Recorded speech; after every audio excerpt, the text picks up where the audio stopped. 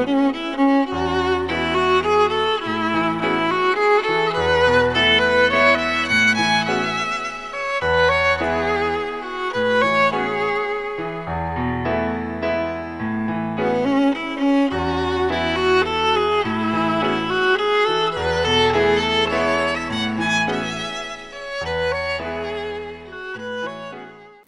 alaikum everyone.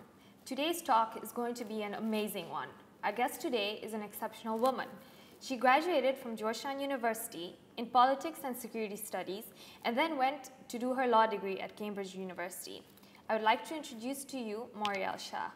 Thank you so much, Moriel, for being on the show with us today. Thank you for having me, Fatima. It's a huge honor to be here, to be in Tanzania, and to be with you again. Thank you. So let's get started. In our talks, you mentioned that your parents wanted you to do medicine. What made you go to Georgetown and study politics instead? I heard there was a girl called Fatima there. I thought I'd go and join her. No, I'd always been interested in the social and political aspect of things, and my mother wanted me to do medicine. I was pre-med at school. But I thought I'd expand my horizons a little bit, try out something different. I applied to a lot of colleges in the US, and I guess it was Georgetown because I got accepted.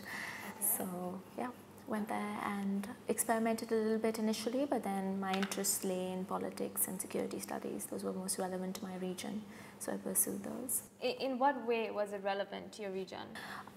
Well, partly relevant because I took those subjects partly because they were relevant to my region, partly because those were what I had always been interested in. So I'd always been sort of politically active from a very young age because of my family background and because of how my parents raised me. Security studies was relevant to our part of the world, of course, considering that it's Pakistan, and most of the South Asia classes at Georgetown were flagged with security studies.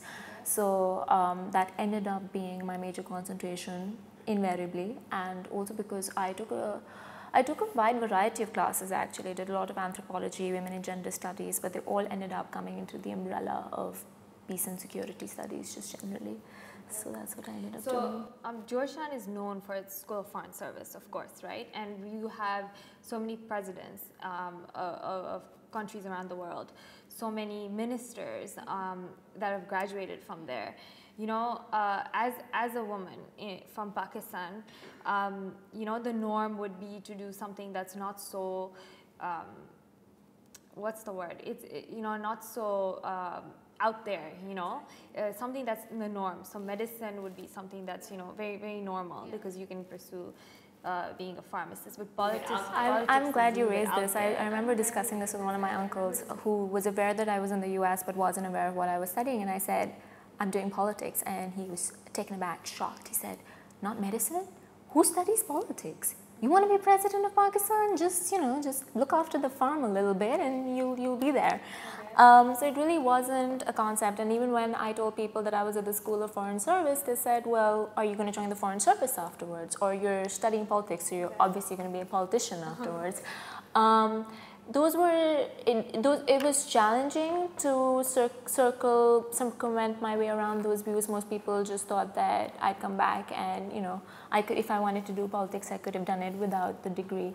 But I think those views need to perhaps change, and people need to accept that everybody will not go out there and do medicine, engineering, or what is traditionally done. Sometimes we have to explore our options, study other subjects, and Georgetown gave me that opportunity. As a liberal arts college, I got to study a bit of everything, and as you very rightly noted, just that exposure to all the heads of state that were visiting, all the ambassadors that were teaching us classes, that helped me change my world vision, and that helped me feel powerful in more ways than one, because I knew that I had access to all the resources, you name. I mean, Georgetown gave me the opportunity to have lunch with Bill Clinton. Georgetown gave me the opportunity to be sitting in a classroom where Madeleine Albright was teaching. So, those kind of opportunities I wouldn't have had anywhere else. And I think they definitely changed my changed how I look at myself, and changed also how I looked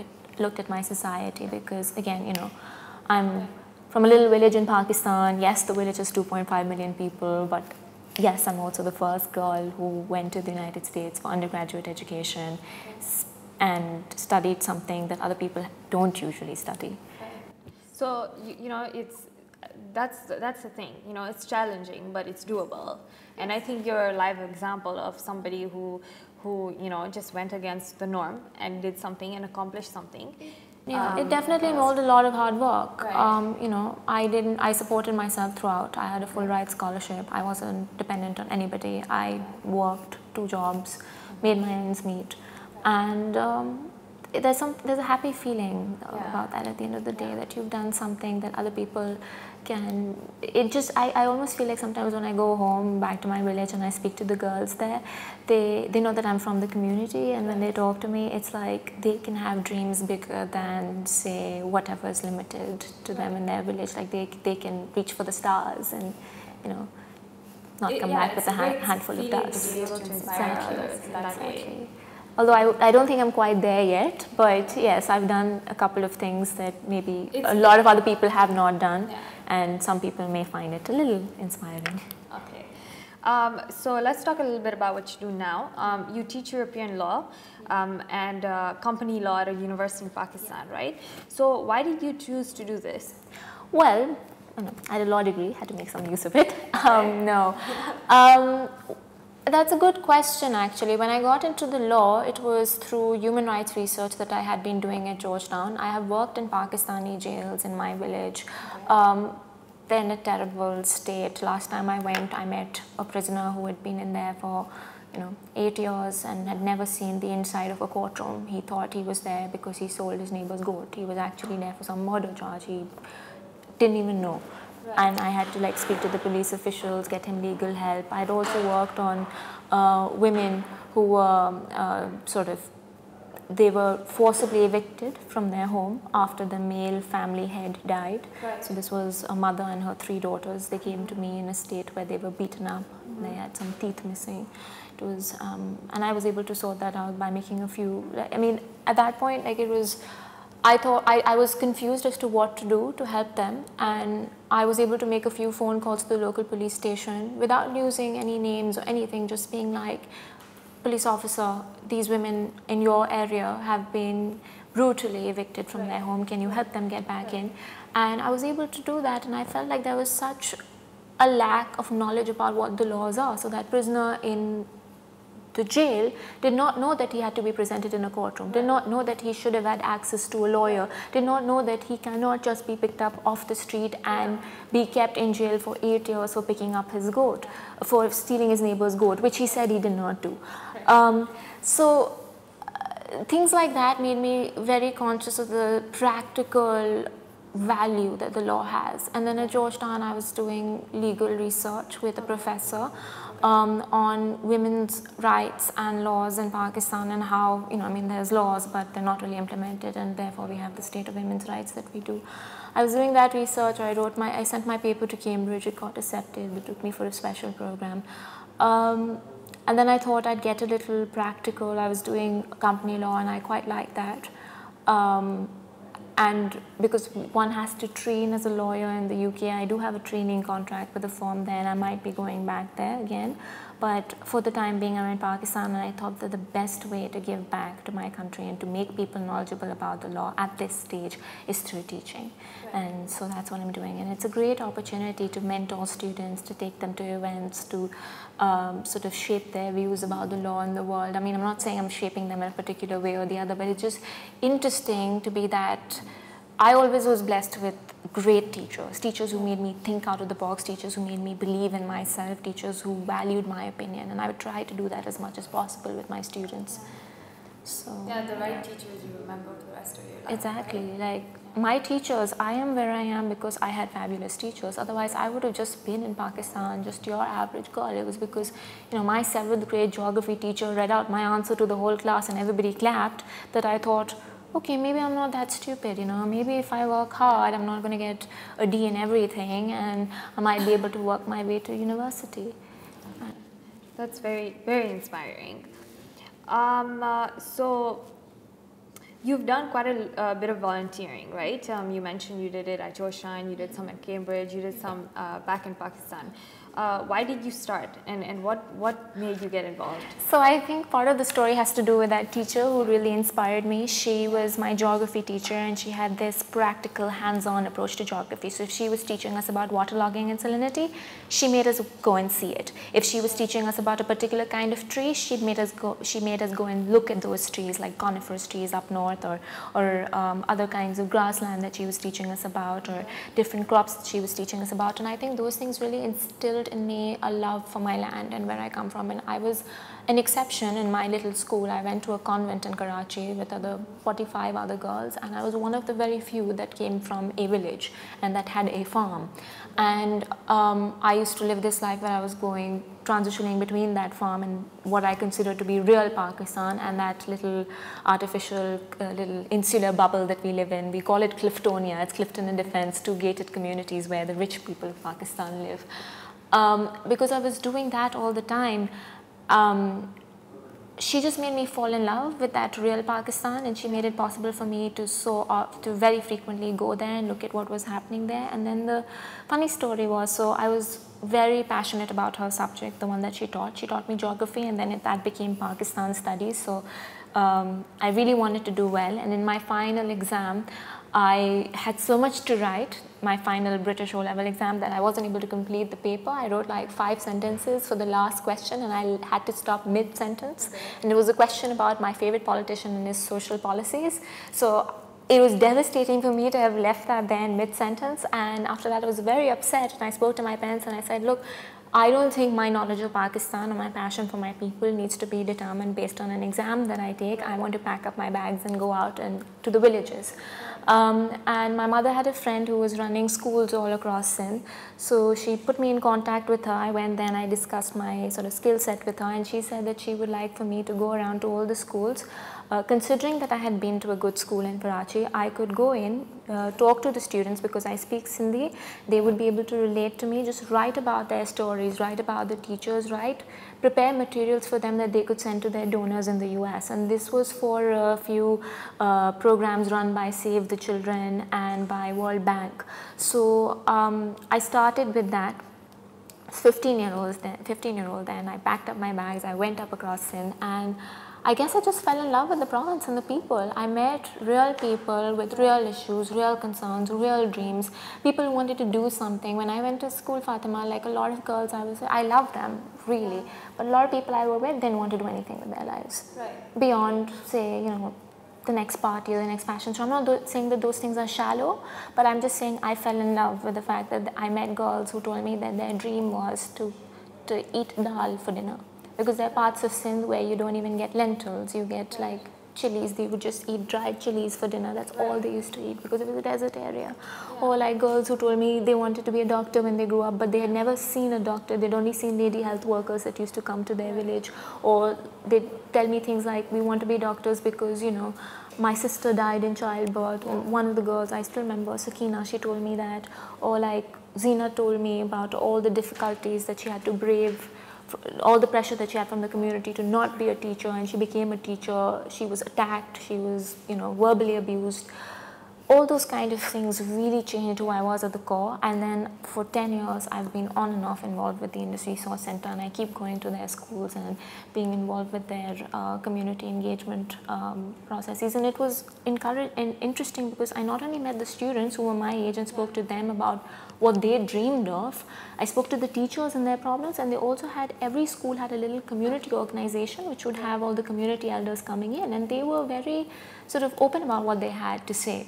They used to say things like, oh, we are Sayyid, so we don't, Sayyid the descendants of the Prophet, so we don't send our daughters to school. Or, I started sending my daughters to school, and the milkman in the village bazaar said, Sai, do you want me to burn my eyes out? Because your daughter is going to school and she's not wearing a burqa, and the daughter is 8 years old. I just want to stop you there, and I think that is so ironic, because I know Pakistan is predominantly Muslim, and although that they have these views towards these very weird, it's culture, these views towards how women should not be educated, and it's such a bad thing if they are. It's so ironic because in Islam you see the biggest ladies, Zainab or Bibi Khadija, they were all such smart women, they were business women, and they came at a time of ignorance where you know, children were being buried alive, and you know, the Prophet used to say, what are you doing? This is not the religion. So do you think that there's a lot of culture and religion, mix of culture and religion in Pakistan? So Fatma, I'd say that it has nothing to do with religion. And I would say it has nothing to do with culture or rivaj either, because, you know, as a student of anthropology, I don't tend to pin things down on culture and say, oh, this is the fault of culture, or this is a cultural practice. Because culture is changing, it's not static, customs are changing, they are what you make them or what the community makes them. And you have to go down to the functional roots of why you wouldn't want a woman educated, or you wouldn't want a girl sort of being powerful and expressing her views. And in fact, through these discussions with the community, it came out. So I used to be like, why don't you send your daughters to school? And they'd say things like, but if we send them to school, they'll learn how to write chits, they'll learn how to write letters. And when they write those letters, in Sindhi, the context or the meaning behind that is they'll be writing it to people that they want to marry, so to boys. And then they'll elope with those boys. And then what happens is there's a land issue, because the girl inherits 25% of the land, the boy side of the family will demand land or cash in kind, and land is the source of politics, is the source of power in northern Sindh, even in southern Sindh, much of Pakistan, and I'm assuming in most agricultural communities, even here in Tanzania. If that land goes out of the family, that is a problem for the clan. And for that reason, they want to limit women's agency, limit their ability to inherit land, to control land, to have control over family assets that are a source of power and honor. So it came out clearly there and then. It was about the fact that she would then gain some sense of agency, which is what they feared. It didn't have anything to do with religion. They did not say this is our culture, this is, you know, that it has always been this way in our village, although that came up too, but that was intrinsically tied to this fact that they were afraid of girls getting agency, of girls questioning, of girls demanding their rights, rights that were given to them as a matter of law and as a matter of also religion. So, yes. No, I know, because I read the news and I see all this and I don't understand it, because I think that they try to show the world, or rather the world misconceives it as, you know, it's a religious issue, where in fact we are sitting here and we're saying, wow, that's so ironic. Yeah, because in fact, religion is used against these things, and you know, this whole problem of women not having agency in northern Sindh, this ties up to what I call the ghairat economy, to the honor economy. Right, what that means is men possess honor, and because men also possess women are commodities. Women aren't capable of possessing honor; they only possess shame, quote unquote. And everything is about, and the aim of social relations is to make sure that women do nothing to defile the man's honor. They're commodities, they're like buffaloes, cows, gold that you own or land that you own. They're productive, they have some value because they add value to your income, and because they pick cotton and they milk the cows and everything. But you don't want them to come to a point where they're going to say, well, oh, I milked the cow, now I'm going to keep the milk, or I'm going to drink it first, or I'm going to give it to my children, or I'm going to choose who I marry. And with that, particularly when they decide to, the biggest form, I think, of defiance towards this cultural code, quote unquote, or this value-based code, economic value-based code, the biggest form of defiance to that is when they choose to marry off of their own free will. And that then gives rise to what we call Karo Kari in Sindh, what is called Tora Tori in Balochistan, what's called, Siya Kari in Balochistan, Tora Tori in Pakhtunkhwa, sorry, Kala Kali in Punjab. It's basically honor killing. And the woman, Karo, black, is, I don't know why they use black. Some people say it has to do with black magic. Basically, black is just considered what is wrong. So these girls are labeled black women and the men are labeled black men. Men can pay their way out of the honor grievance that they've committed. Women get killed and buried without a gravestone or anything of the sort. And my region has the highest incidence of that. About 45% of the national. Pakistan has the highest number of honor killings in the world. So I guess that they're just afraid. And killings, exactly, and killings are just the most extreme form. So there's a whole spectrum. On the mega scale, the practices that we see are karokari, we see vana, which is when you trade girls to settle blood feuds. So for instance, my brother kills your brother, and then we have a number of killings going on in exchange over a couple of years. That is resolved by exchanging girls. So you kill, for instance, my brother kills your brother, and then you want to kill my other brother. To resolve that dispute, we'll say, okay, no, take my younger sisters. And if the girl is above the age of 7, they give 1. If it's younger than 7, they'll give 2. And there's literally been cases where mothers punch their daughters' faces to take their teeth out, so to show that the girl is teething, so she's above the age of 7, so you only take 1, you don't take 2. There's things like that are happening, and all of that is intrinsically connected to the fact that women aren't viewed as independent, valuable, you know. At the same time, I have to be careful, I have to check myself, because at the same time there is this whole narrative of women being equivalent to 7 Quran. We say Nyani Bar is 7 Quran. Women are, because they are a means for defiling a man's honor, they also possess some of it. Like they also, you don't want women being insulted in the public and that kind of thing. So there is that element of sort of, we're going to respect our families' women, but they're not respected as individuals with human agency. That is lacking because of, again, of the fact that they're not allowed to have their own land, and mobility and those kind of things become problematic for them in social relations. And so we have this whole system of honor feeding in, and I've studied it for, since I was at Georgetown, and that's what got me to Cambridge, and that's what takes me back again and again, because I encounter these issues every day, whether it's a woman being physically abused, whether it's a woman being mentally abused, whatever it is, it ties back into this idea that women aren't respected, sometimes partly because they don't respect themselves almost, as independent agents. And was it difficult for you to, Pakistan is there are a couple of war zones, so was it difficult for you to move around?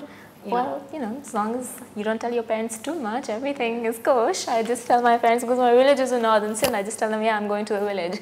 And they'd be like, okay, she's going to the village, maybe she'll go to like a school or something that's close by. I didn't tell them details, but yes, there have been times where I've been caught. Again, what got me into studying honor killing was this one time that, again, when I first started working with the Indus Resource Center back in 2006, I was in a village, the Methlo Goat, close to Khairpur, it's about 25 kilometers away. And I was having a sort of negotiation with the elder of that village, Mr. Allavar, I still remember his name. And I was trying to convince him to sell his buffalo. And in return for that, because World Bank wanted the community to give something to show its seriousness, and then it would expand the school from 2nd grade to a school that would go up to 10th grade, and children would be able to take matriculation exams that Pakistan government ordains. So I was having these negotiations with him, and there were gunshots all around, and I could hear them, and we had to evacuate and move out and everything. And later that evening I found out, when my aunt found out that I had been there, she was livid, because 13 or 14 people died that day. This was a clan feud that was occurring between the Methlos and the Kalhoras, because a girl from one side married a boy from the other side, and then there was the land issue. Kalhoras were demanding land from the Methlos, and Methlos didn't want to give that land, and they said that you've kidnapped our girl, give her back. So obviously there was this feud. It lasted about 10 years, and that got me studying. And and the funny part was, when the police came in, they actually rounded up everybody's chickens and buffaloes and took them in, so that both sides, in both villages, so that both sides would stop fighting and come to the police station to recover their property. And that's how they resolved it. But yeah, the complete absence of law and order. Pakistan, things get interesting when you start traveling. You go there and you see real people and real problems, and yeah, the next pair of shoes of the next party becomes a little less aggravating, a little less relevant. But I think that it's so interesting that despite all this, because of your passion, you went out and you wanted to really study people in their habitat, in their homes, and really connect with them, you know, despite the bombs that are going off or the gunshots that are going off, you know. So one of my favorite areas to work in is Shikarpur's Lakhi Talka. It's probably one of Sindh's most dangerous places to be. Mostly I just don't tell my grandfather I've gone there, or I don't even tell my aunt that I've gone there. My parents, the little they know, the better. Almost every time I've gone there, I've heard gunshots, and I was there just 2 months ago. And I saw incredible, but the thing is, when you see incredible things happening in these areas, you go back to be a part of that change, to do what little you can. Now I don't have the money to build a hospital or to build a school or to run any of these things, but my job is reporting on it, and my job is making reports, consulting advice, sending things to donors that can then help those organizations run. So like, I first was in the Lakhi Talka in 2011 when I was working with UNICEF, and it was like I saw gunshots started all around, so we had to find shelter somewhere, and we went to this little red brick building. It was kind of broken down, 2 of the rooms were not functional, but there was a doctor there, which was really surprising in this area, and it was very needed because of all the conflict that was going on, and mainly at that time he was attending to women, and I saw a bunch of lady health workers who had also gathered there because it was the first of the month and they were discussing their strategy, and that was really inspiring in the middle of all this conflict and chaos in a zone. Lakhi Talka is on a shifting, unmapped zone. It's part of Sindh's Kacha, it's part of the Indus River's riverbed. Boundaries and like homes and lands there are always shifting. To find these people there working, reporting, it was incredible. And then just 2 months ago, I was volunteering with an organization called People's Primary Health Care Initiative. It's an NHS like, the way NHS sometimes contracts out healthcare to firms, the Sindh government has contracted out healthcare to this firm, and I was seeing how it's performing with regard to Sindh's basic healthcare, and I went back to the same basic healthcare unit. When I had gone in 2011, it was the PPHI that was running it, but at that time it had been really broken down. Now it was a full facility, 5 or 6 rooms in one building, 5 or 6 in the other, over 300 patients, an ambulance, x-ray machines, ultrasounds, blood testing laboratory, all of that functioning, and around it the same degree of chaos. But this thing went from just being a tiny, almost broken down red brick building to being bigger and to now expanding. Those kind of things really inspire me to continue going back again and continue fighting for it, no matter how difficult it is. And security is just the very small part of, you know, I can get around it by not telling people where I am. The bigger stuff, of course, comes into people's expectations. And but I think that this is what women need to know. They need to see, they need to be aware, and they need to be in the field in order to make a change. And I think that a lot of women need to learn that to sort of, you know, get out of a bubble. And this bubble is maybe created by external factors or themselves. Exactly. And sometimes, Fatma, people tend to think, women particularly tend to think that if they go out to these villages or they do these jobs, consulting, etc., that they will face more discrimination or harassment, which is not true. In my experience, touch wood, I have faced more discrimination and harassment working in the US, working in the UK, and working in Pakistan's corporate sector than I have ever faced in the villages of my country. My people, and I'm sure people in Tanzania, are very respectful. They are pleased to see that, you know, members of the community are coming back to where their roots are, to help out, to discuss real issues. I have received nothing but respect from the people of Sindh. But everywhere else it's been, you know, challenging. It's like, who do you think you are? Get this, get that, go get coffee, or like just being given meal work, or you know, not being taken seriously, and sometimes being made a joke. You don't find that when you, and I think it also has to do with what you're really passionate about. So maybe I haven't had that kind of passion when I'm working in the corporate sector. I've just had that when I'm out there in the village, and with people, and you know, doing real things that can make a difference to people.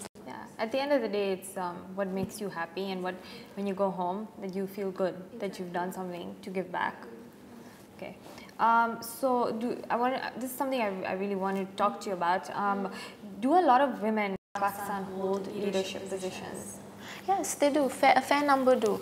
So we have had an incredible female Prime Minister, Benazir Bhutto, who was Prime Minister twice. She's inspiring for a lot of women across Sindh. And usually, whenever I have these buffalo goat negotiations, I tend to almost always, there's a picture of her somewhere nearby. And I point to it and I say, you know, you all have Benazir's pictures on your walls. You all vote for her party. Why aren't you sending your daughters to school? Don't you want them to be like Benazir? Benazir went to Oxford. And that usually gets silence, and usually I get the community to be sending, you know, 200 of whatever girls. This particularly, I remember Mithil, the Qureshi goat in Khairpur, Mohammed Hussain Qureshi goat, where I was able to get a school that had capacity for 200 girls was getting around 19 women, and then I had this communication, this sort of negotiation with the community, where I pointed to a picture of Benazir that they had in a fridge nearby, and then the school started working. So there's Benazir Bhutto, then we've had a Speaker of the National Assembly who was a woman, and we have about 33% women in Parliament. They're very vocal, they do 80% of the legislative work, they're on TV most of the time, they're on popular media. So women are very much present in these areas. Does that really mean that they are empowered? Now we have to be careful there, because we see women in Parliament, we see women as CEOs, we see women in, in leading positions in the fashion industry, for instance, but that doesn't necessarily mean that they don't face discrimination, that they don't have to work twice as hard as a man to be taken seriously, that some of them face the worst forms, the horror stories I've heard of the harassment and discrimination that they have faced at working at the best corporate institutions, working at the best international organizations, working at the best NGOs. I mean, Dr. Fawzia Saeed, for instance, who's written publicly about her experience, bad experience, was actually working at the UN when things happened. So it's not that there aren't challenges for them, it's just that there are a lot of Pakistani women that are toughening up and rising up to those challenges. Sometimes I understand, for some women in some positions, it can be next to impossible. Like if it's, your boss that's harassing you, there's no way that you can proceed and continue in that firm or that organization or that government department. But now we have laws, we have a hotline and things. But yes, generally, it's although we see women in some of these positions, it's not correlated with women being empowered or women not facing problems, because they do. And they do worldwide. This is a global problem. Okay. And why do you think that some women who either choose not to do anything, or because of cultural reasons which you don't agree with, or because of where they are or their families, they don't really aspire to anything? Are they women like that? Before we get to that, Fatma, I also just wanted to get it, because we're talking about like cultural reasons. I just remembered from the US, where I worked in a law firm, it was probably the only other female intern my age there. Like everybody else there, all the women, I felt like they were manning up, like they were wearing suits only, they'd cut their hair short, they were afraid of accepting their femininity, and I felt like that was upsetting, and I find that globally. And I don't have to do that when I'm back in my village. So why do women in Washington DC walking down power corridors have to do that? And I've often discussed these problems with women in DC, and they're like, but you just have to, it's a man's world, just man up, and like Madeleine Albright, call yourself chairman of NDI and not chairperson, just do it. And I just find I find that a little disconcerting sometimes, and I wish that that's one thing about the world that changes, and hopefully it will. It is a global issue, because if there was a research done, and basically women don't really have they don't really aspire to take leadership positions as much as men do, because they have this preconceived idea that they have to get married, and yes, they do, that it's not a bad thing, and they have to have kids. The other thing is, women get bullied very easily. For instance, I tried practicing in Pakistan for a little bit, and I found that because our courts are just an all boys club, they next to don't let women in. There's next to no girl my age who goes to court on a daily basis. Those are things I did not know when I first joined a law firm in Pakistan as an internee, and I was asked whether I wanted to go to court. I was like, I'm a lawyer, what do you think I'm supposed to do? And then my colleague was explaining to me, but you know, women don't go to court. I was like, what are you talking about? Women in my village go to court. Right. They wear their uniform, they go to court every day, half our judges are women. So you're the city and it's supposed to be better here, but it's just because of the way things are structured. It was an old boys club and they didn't have women going in. And I spoke to lawyers in New York, in DC, in London, and they've all confirmed the same thing. Most litigators tend to be men. Most people at top positions in corporate law firms globally tend to be men. And as lawyers, as a lawyer, I find that a little disconcerting because we talk about human rights, we talk about equality, we talk about empowerment. We have to stand up for justice and we are to uphold, make sure that the law is upheld. We know it better than most people, and yet because there are issues. We fall prey to these social problems, these social sort of dynamics, which is something that's a little troubling at the day's end. It is. Okay, so you already mentioned your role model. You said Benazir Bhutto has really inspired you, you know, since you were young. Can you tell us a little bit about that? Benazir was inspiring to me always, but and I was like 6 years old. I went to the same school that Benazir did, and I read a little new article in our magazine, school magazine, by another girl from my class who wanted to grow up and be Prime Minister, and I wrote one myself about that, and I just used to find her extremely inspiring, and I wanted to be Prime Minister like her.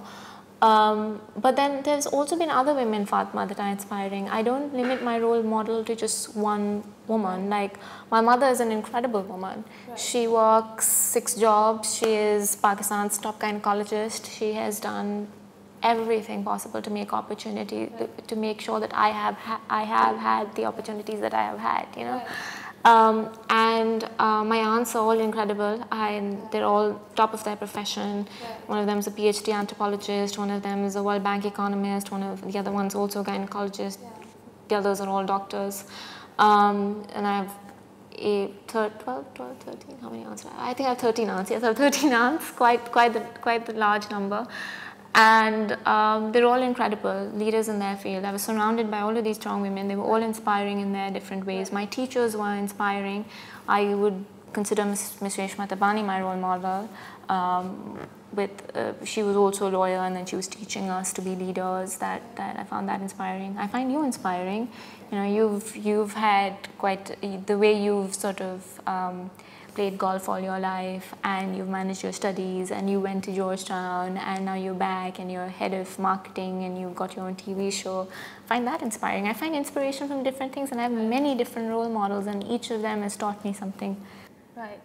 And I think that's the most beautiful thing about women, is that they are able to do so many things at the same time. You know, just because you are a mother or just because you are a wife doesn't limit you. Incredible. My mom gave birth to babies, went to med school, became a specialist, was managing her career and making sure everything was perfect for us at home.